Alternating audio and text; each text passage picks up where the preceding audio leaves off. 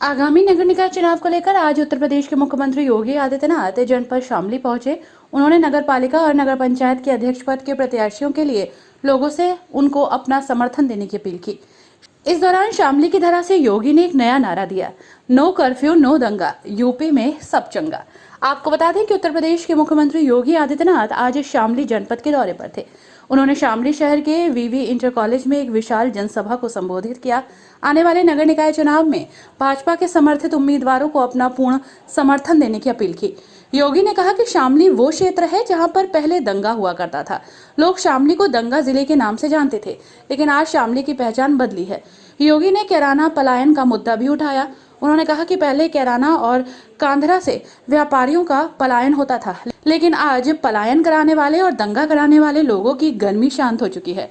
योगी ने ये भी कहा कि पहले विधानसभा चुनाव में हमने वादा किया था कि गुंडे और माफियाओं की गर्मी शांत कर दे, और अब आप देख सकते हैं कि उन गुंडे और माफियाओं के मरने के बाद उनके पीछे 2 बूंद आंसू बहाने वाला भी कोई नहीं।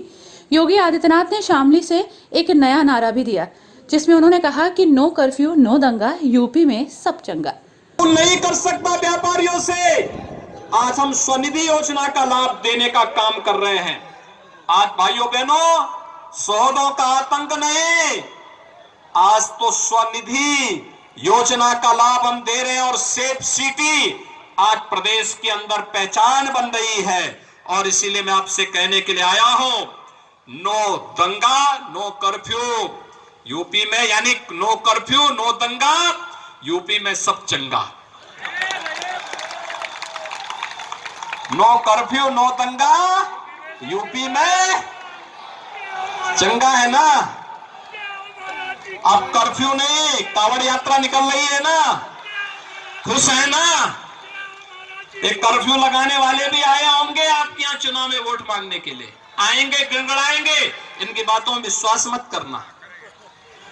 याद करना, आज जब कोई भर्ती निकलती है, शामली के भी नौजवान उसमें भर्ती होते हैं। पुलिस की भर्ती हो, शिक्षक की भर्ती हो, Uttar Pradesh public service commission का हो, अधीनस्थ सेवा चयन आयोग का हो, शामली का नौजवान भी आता था।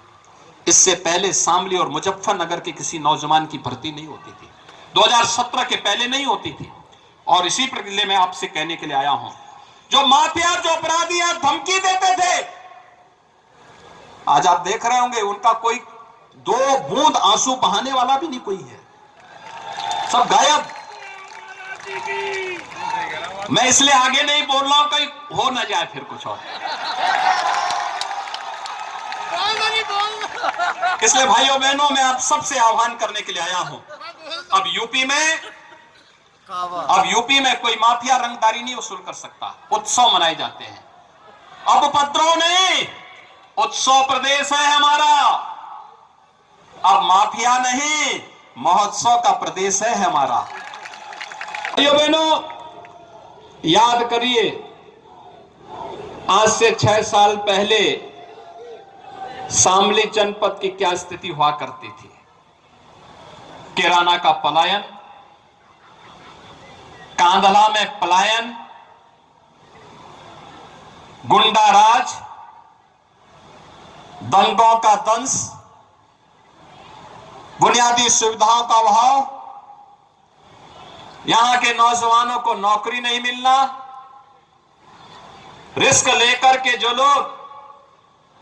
व्यापारी व्यापार करता था, उसके व्यापार पर जबरन गुंडा टैक्स की वसूली, बिजली देने में भेदभाव, और बेटियां स्कूल नहीं जा पाती थी। प्रदेश में 75 जनपद, लेकिन बिजली मिलती थी केवल 4 जनपदों को। शेष 71 जनपदों को अंधेरे में रहने के लिए मजबूर रहना पड़ता था। भाइयों बहनों, 6 वर्ष पहले प्रधानमंत्री मोदी जी के आह्वान पर, आप सबके आशीर्वाद से भारतीय जनता पार्टी की सरकार प्रदेश के अंदर बनती है। 6 वर्ष के अंदर कैसे तकदीर बदली जा सकती है, आज शामली और उत्तर प्रदेश इसका एक जीता जागता उदाहरण है। आज भाइयों बहनों, आज पश्चिमी उत्तर प्रदेश में कर्फ्यू नहीं लगता।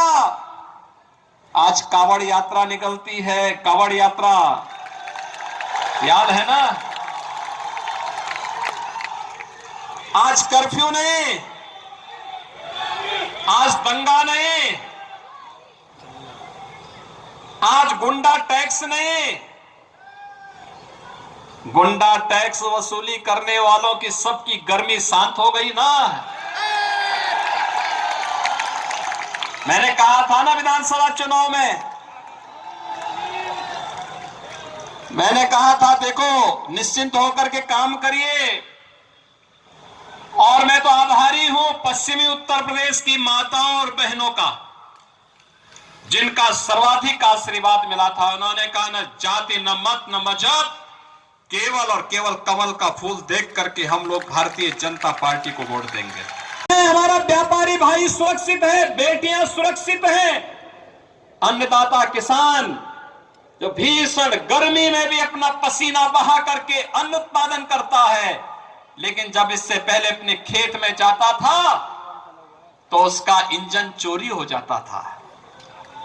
आज तो चोरी नहीं हो रहा है ना। अब तो हमने तय किया है, अब तो हमने तय किया है कि निजी नलकूप वाले हर किसान को फ्री में बिजली उपलब्ध करवाएंगे। एक बड़ा कार्यक्रम करेंगे, इसकी घोषणा कर देंगे, लागू हो गई योजना। भाइयों बहनों, अब याद करिए, ये जाति के नाम पर जो राजनीति करते थे कहां चले गए थे? तब किसी गरीब को प्रधानमंत्री आवास योजना का लाभ तो नहीं मिलता था, किसी गरीब को शौचालय नहीं मिलता था, किसी गरीब को रसोई गैस का कनेक्शन नहीं मिलता था, किसी गरीब को फ्री में बिजली का कनेक्शन नहीं मिलता था, किसी व्यक्ति को आयुष्मान भारत जैसी योजना का 5 लाख रुपए की स्वास्थ्य बीमा का कवर नहीं मिलता था। न किसान सुरक्षित, न व्यापारी सुरक्षित, न बेटी सुरक्षित। ऐसी जिंदगी का मतलब क्या था? लेकिन आपने जब कहा कि न जातिवाद के आधार पर नहीं, हम तो राष्ट्रवाद के आधार पर भारतीय जनता पार्टी को वोट देंगे, तो भाइयों बहनों, उत्तर प्रदेश को बदलने में देर नहीं लगी है। ये लोग तोड़ने वाले लोग थे, ये तोड़ने वाले जाति के नाम पर तोड़ते थे और उसके बाद सत्ता में आकर के लूटते थे, नोचते थे, गरीब का पैसा खा जाते थे। और यहां पर पिछले 3 सालों से आप देख रहे होंगे, कोरोना कालखंड मार्च 2020 से 15 करोड़ गरीबों को डबल इंजन की भारतीय जनता पार्टी की सरकार फ्री में राशन देने का कार्य कर रही है। फ्री में राशन। हम हर न्यूज अपडेट के लिए डिस्क्रिप्शन बॉक्स में दिए हुए लिंक से ज्वाइन करें रॉयल बुलेटिन का व्हाट्सएप ग्रुप और पाएं हर खबर सबसे पहले अपने व्हाट्सएप पर। अपने आसपास की खबरों के लिए सब्सक्राइब करें रॉयल बुलेटिन और इस वीडियो पर कमेंट के जरिए अपनी राय देना ना भूलें।